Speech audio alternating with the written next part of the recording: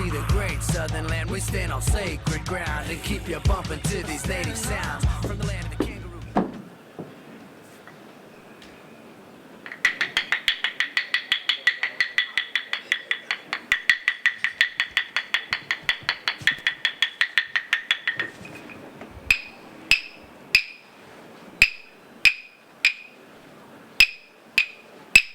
To me, what this particular celebration represents is a change.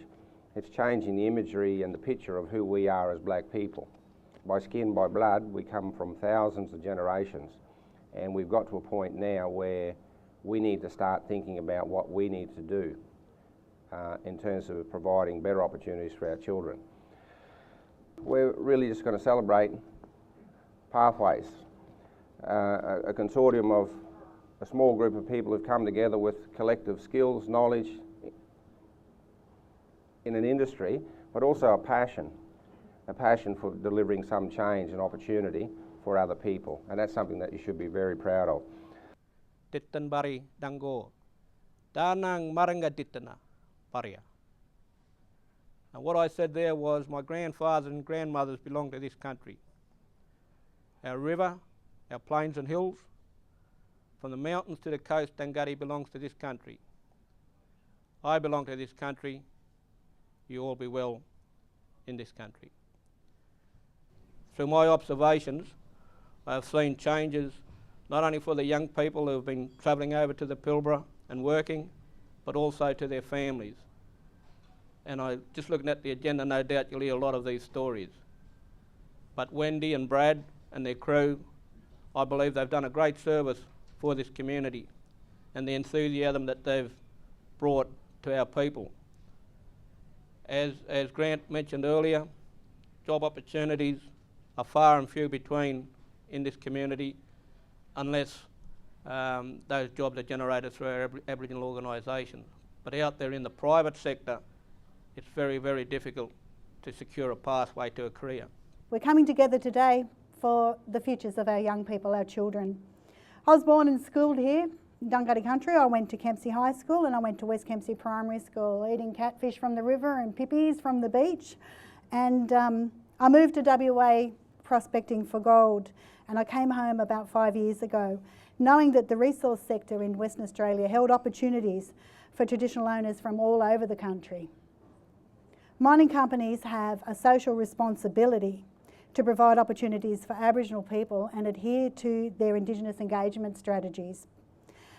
Pathways to the Pilbara became a broker between the mob and between the mining companies. It's seen lots of people successfully complete that required training, and those guys are now earning over $100,000 a year. Now, because of that initial training, they're qualified doggers, riggers, scaffolders and operators, and just moving forward with their careers. Part of our job now is to go out and create relationships with traditional owners on country where the mining activity is taking place, to introduce our people into their country. Watch your space, because we're hoping to have Pathways to the Pilbara framework set up all over the country to make sure that Aboriginal people can maximise those opportunities that are there in the resource sector. And that's the way we're moving ahead. As a country, government and private sector can learn a lot from what you're actually doing as Pathways. You're providing opportunities for people in a very culturally respectful and dignified way, but you're acknowledging that there's family, there's kinship, and there's shame, and there's all other elements that you have to deal with. It's a difficult pathway that you've got to take people on, and it's the mentoring and support that you do that I think underpins your success, and that's something that other industry and government should come and have a look at and learn from what you're doing, because we need to invest, and the word invest is a more dignified term, I think, that should be used in terms of Aboriginal people. We need to invest in who we are, and that's what you're doing. So I was here a couple of years ago, I think, when we had a community consultation day with everybody bringing ideas forward and trying to find a way forward to do something about low unemployment in the area. And I, as I said, I'm really looking forward to hearing the success stories and the things that have happened here. And I am proud that I have been part of that.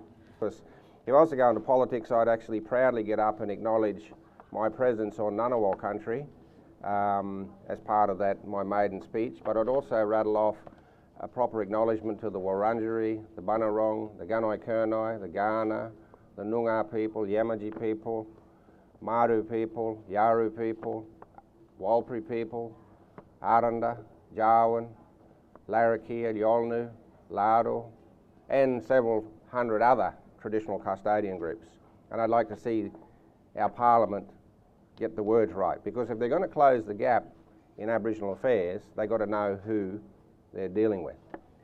If we're going to close the gap on Dungari country, well, we've got to speak to Dungari people. You've got a wonderful council of elders here already, and they're doing some remarkable jobs as well behind the scenes.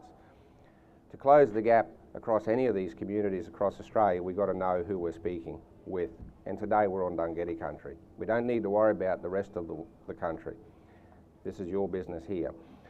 And I'd also like to mention the future of the Dungari people. A lot of you guys are sitting out there in fluorescent shirts today, which is a very proud sight for me to see, because I know we've got some good role models for the future.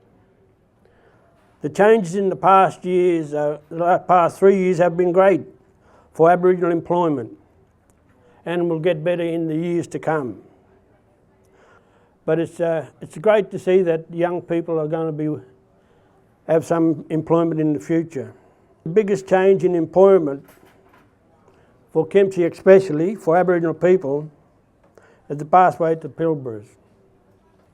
You know, when the pathway to Pilbaras, before they came, we had limited opportunities of employment in Kempsey. Our people wanted to work, our young guys wanted to work, but they had no opportunities back then, and then the bypass come, and you know, still wandering in. With the employment here in Kempsey, and going back over a long period of time, I worked up at the hospital for 26 years, and in that time there wasn't many Aboriginal people working here. And it was sad, because when I was growing up, there was work nearly everywhere. There was the mills. My father worked with Bob Watts as the sanitary picks up when the old toilets were outside. My father worked on that, and I didn't want to follow in his footsteps. But now things have changed. You see the changes in our streets. I mean, I walked out front of the police station there a couple of months back, and Jake drove past in the Commodore. Highway patrol bloke said, "Who's that, Brownie?" I said, "Oh, that's Jake. He's working over the mines." 10 minutes later, Nigel drives past in the black Commodore. "Who's that, Brownie?" "Oh, that's Nigel. He works over in the mines," I said. So, and then somebody else drove past, I think it was Dave Bolt. "Don't tell me, Brownie, he works at the mines." I said, "You're right." Because with everybody now got good cars and driving around, because the guys worked out on the highway and that, they've got cars and things like that, so they don't bother to ask anymore about this guy. What are they doing driving in those cars? Go to school, get yourself a licence, because a licence to us people as Aboriginal people is like the HSC to a non-Aboriginal person. If you can get a licence, and putting the pressure on Brad and Wendy again, go and see Brad and Wendy, you're almost guaranteed to go over the mines. So that's what I tell the young people today. Go and get yourself an education with the knowledge to get a licence, because it's great to see you around. If this is going to work in Kempsey, and if we can get something right in Kempsey, everywhere else in New South Wales will follow, because there's simple little things that could make a hell of a difference in somebody's life. If you get these people away from Kempsey into a job or an opportunity anywhere else, not only in the mines, but anywhere else in Australia, you get them away from Kempsey, they go away and make it a man of themselves or a lady of themselves, and they come back here, they're better people for it. And if they're better people for it, then Kempsey's a better place to have these people. But right along the north coast now, and inland to Armidale and other places like that, some of these guys have gone over there. Now their town's got role models in them. They don't play football, they don't play cricket. Our role models are actually working. Proud Aboriginal people working. And we haven't had that before. You know, the greatest feeling I've ever seen was the smile on these kids' face, and the mothers and the partners when they're walking out of Woolies or Coles or IGA and that. Before they used to push one trolley, now they're pushing two. Toys, never heard of before. They had to sacrifice. Oh, I've got to pay this, I've got to pay that, son, I can't buy you that there toy, wait till Santa. Now they're getting it middle year, so Christmas in January, February, March, April, May. When Daddy comes home, they're all getting toys. So, you know, for these kids, it's something wonderful to see. I've seen guys that's been bonging and drinking it for the last 40 years of their lives. All of a sudden they're clean, walking around, all dressed up, clean shaved and everything. Putting a bit of weight on here, you know. And it's never happened in Kempsey before, but all of a sudden it's happening.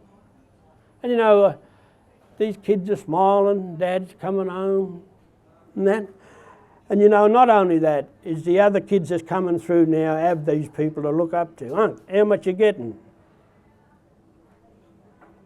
4,000 a month maybe, you know. But it's also meeting the needs of the mining companies.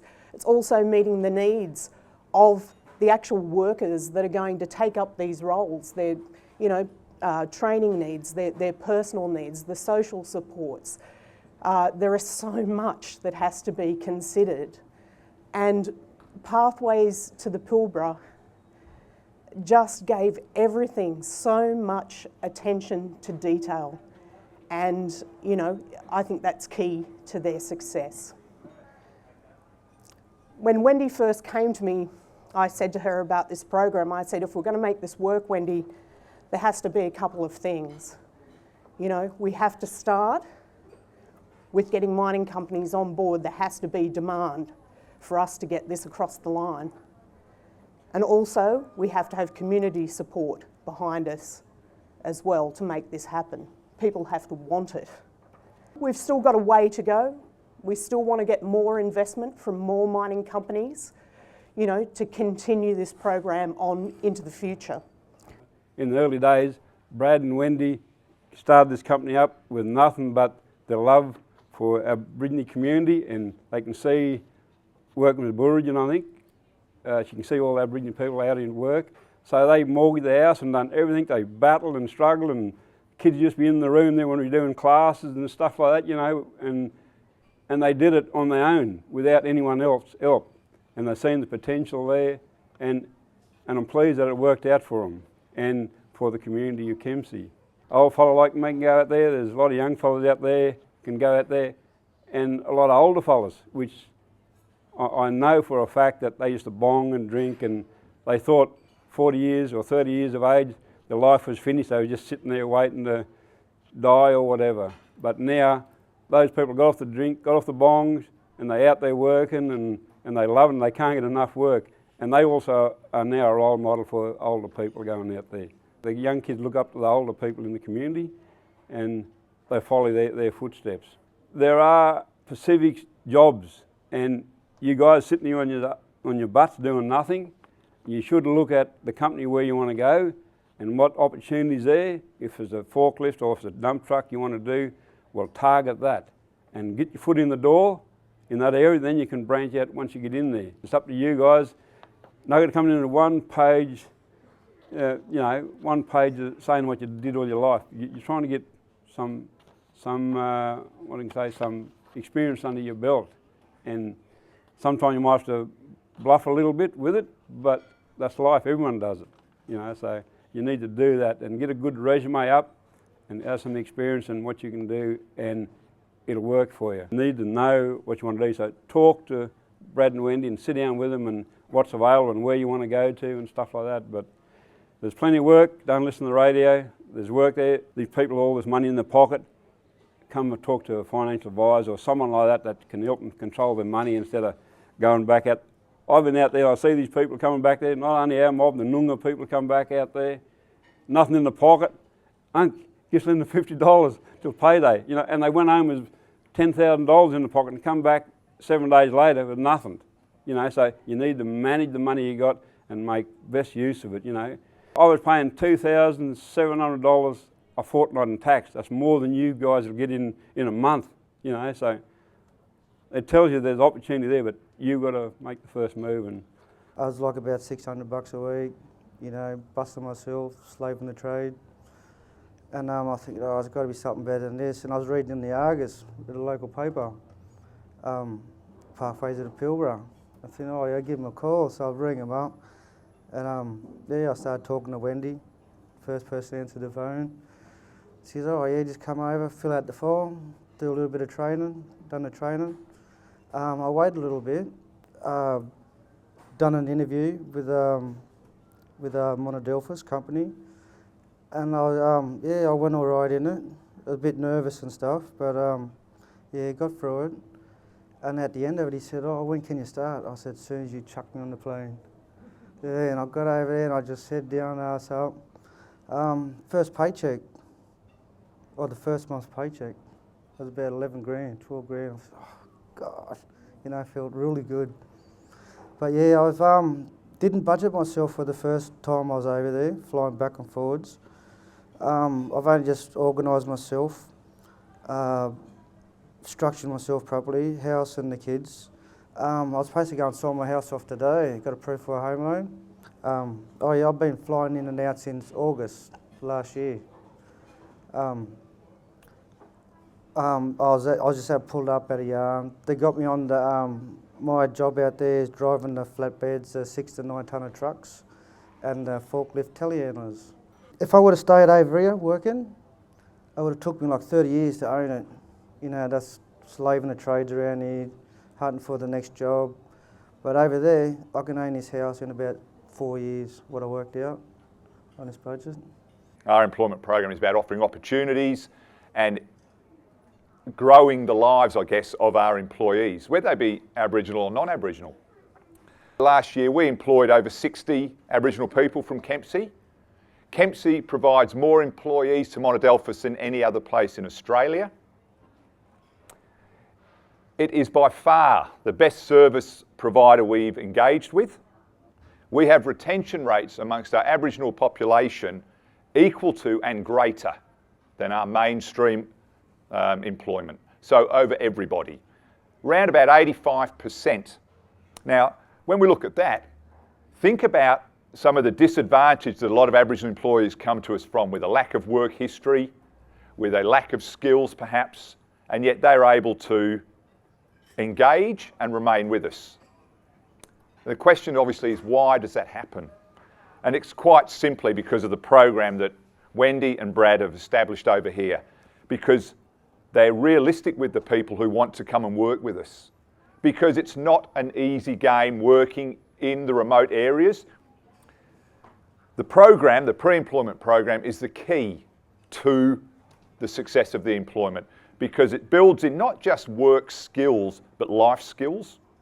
It's things about time management, it's about financial management, it's about healthy lifestyles.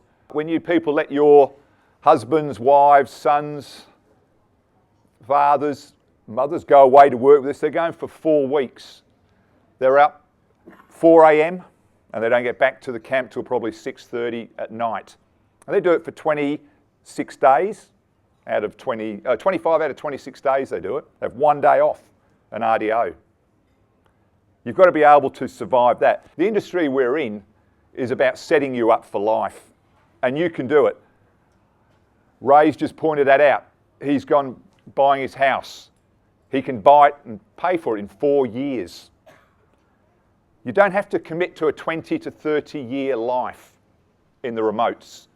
But what it will do, it will enable you to get that establishment behind you. You can get your house, you can get your car, And then you can come back and you can work in a job which doesn't pay as much, but it allows you to live comfortably. And that's what we would encourage you to do. We've got a lot of guys at the moment who are demobilised. It was that word that was brought up. It's a horrible word. Tara and I spent a lot of time in Port Hedland because we ended up, actually, by the way, we ended up with 115 Aboriginal employees in Port Hedland out of a total of 1,400. 9%, which was by far greater than anyone else in the construction industry. The nature of our work is that we do contracts and then we demobilise. It's 9, 12, 18 months and then that project finishes and we have to come off site, obviously, we hand over.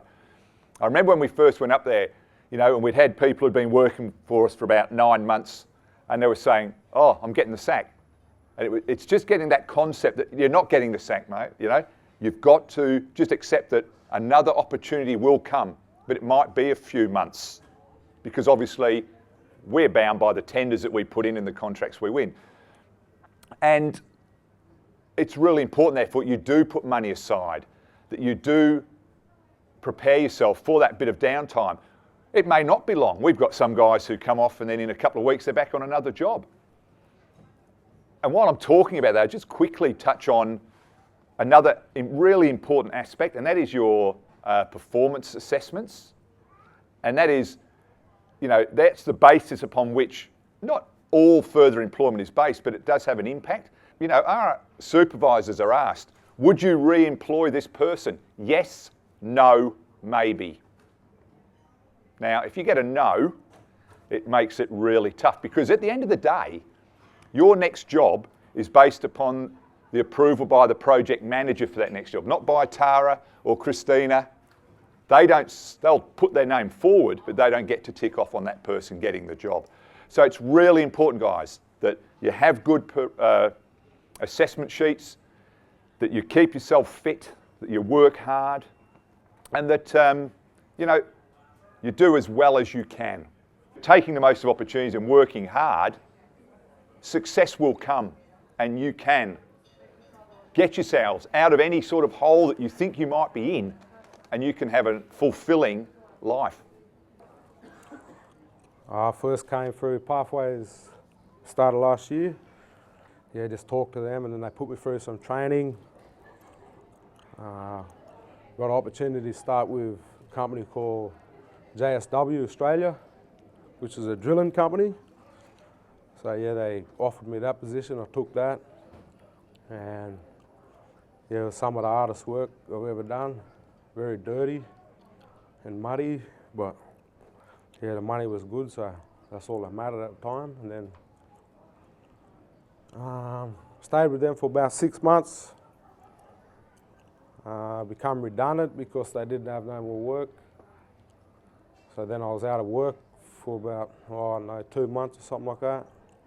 And again went back to Pathways and they helped me out again, offered me a position with Monadelphous. So I started with Monadelphous November last year. Started out as a TA. About 4 or 5 months later, they promoted me up to a plant operator. So I just operated trucks, telehandlers and forklifts at the moment. So it's a bit different to working on the ground. I've got to watch what I eat because I'm just sitting down all day, so I've got a diet. I enjoy working with Monadelphous. It's a good company, they look after us. I'm currently on R&R, I fly back this Sunday. Then I'm doing a week's course in Perth, doing my basic rigging. So they put me through that as well, that's another ticket for me. And I've got a 100% tendency record since November last year. So that's pretty proud of myself. And I just want to thank Brad and Wendy and for everything you've given me and all the advice and giving me a start in the mining industry. I enjoy it. Plan to stay there for a while. The biggest thrill for us as a training company is to see people that have come from varying different backgrounds, but achieving something, and walk away with the confidence in their own abilities.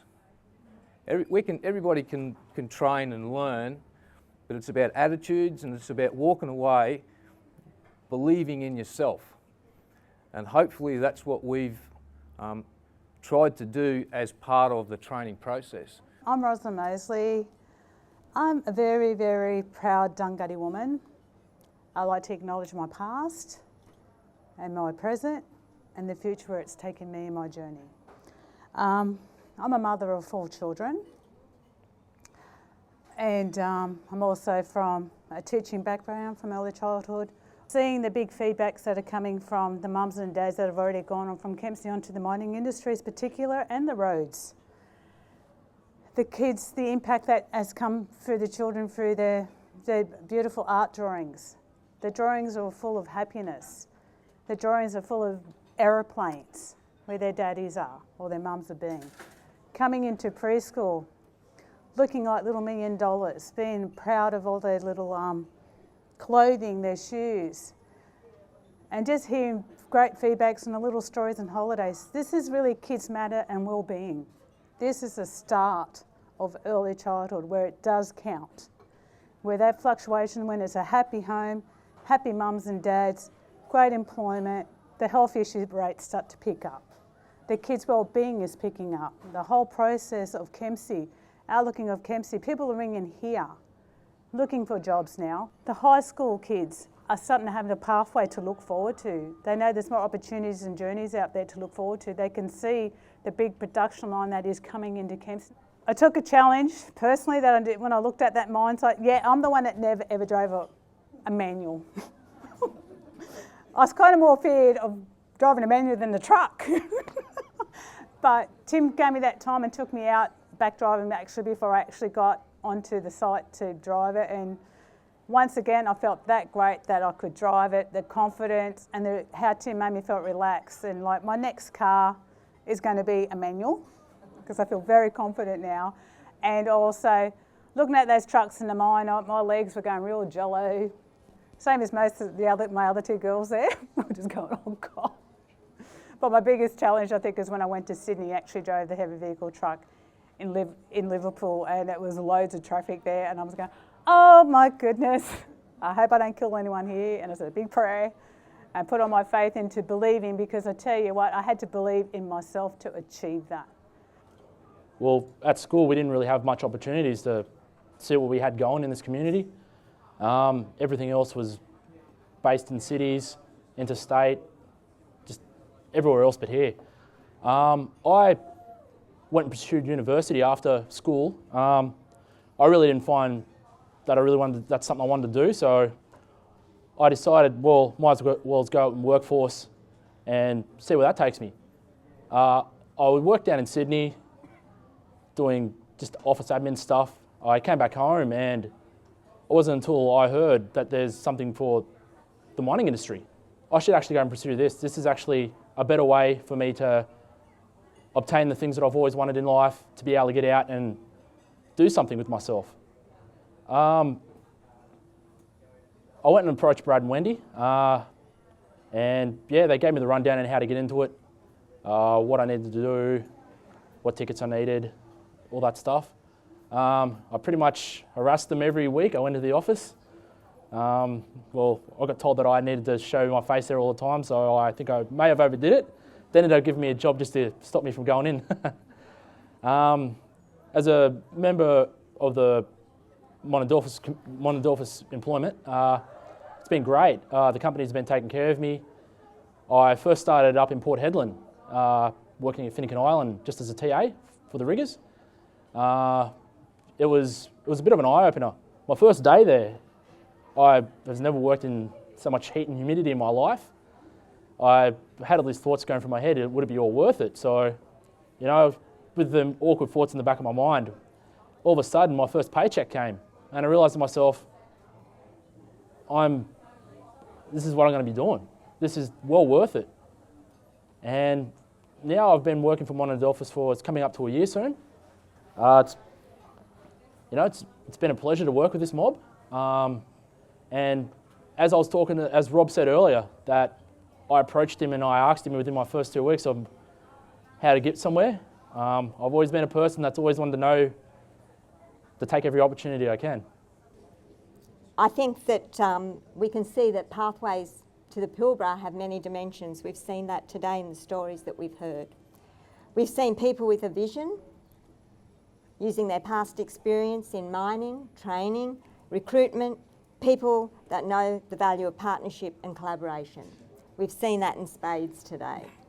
They have successfully worked with the federal government, mining companies, training companies, local companies, to progress pathways to where it is today. And after having many conversations with Wendy over the years, I'm not at all surprised to see what we see today. And now we see people in work. We see Aboriginal people in work.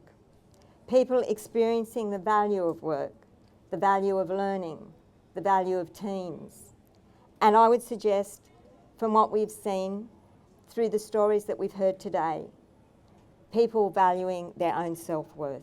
And that is so very, very important. The economic benefits that flow from money brought back into the community is significant, and we need to acknowledge that. But I would say, just as importantly, Pathways is a company developing people, and it is people that makes up our valley. So congratulations to Pathways, management,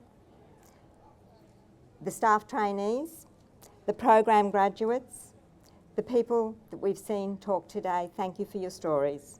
On behalf of Kempsey Shire and the whole of the Macleay Valley community, I wish you every continued success for the future, and I'm sure we'll hear a lot more about Pathways to the Pilbara. All the mud res, all the cool res, all the cool res, can you hear me? All the Noongas, all the Nungas, all the Bumma, can you hear us? All the Wonkai, all the Yamaha.